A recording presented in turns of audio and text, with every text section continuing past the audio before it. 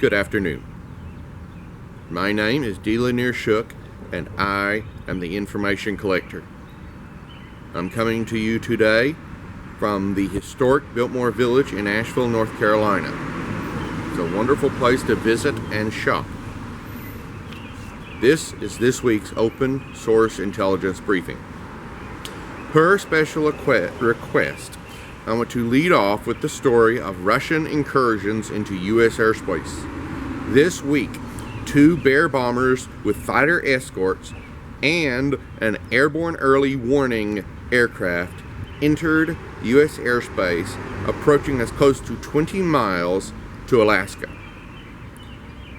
The interesting feature of this is the A-50 Airborne Early Warning and Control Aircraft, also known as Mainstay. It is capable of tracking 150 targets in a range of 140 miles simultaneously.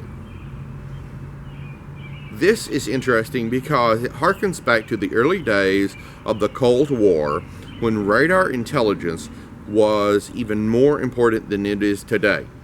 Many American bombers were lost flying close to the Soviet Union, so Soviet radars would be lit up and we could detect the frequencies so that we could then build jammers for those frequencies.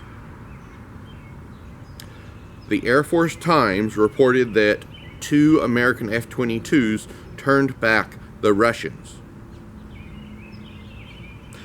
Rolling Stone magazine reports Christopher Nolan's Tenet has been pushed back to July 31st for a release date.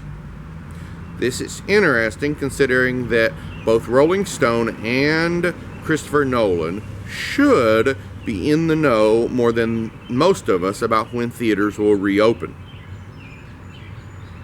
Valerie Encina of Defense News made my week by reporting that a new Senate bill will require the Air Force to keep 3 Warthog squadrons in service, along with their KC-10 and KC-135 tankers. The A-10 Warthog is a particular favorite aircraft of mine. NPR The World reported a $3 billion drug bust in Myanmar.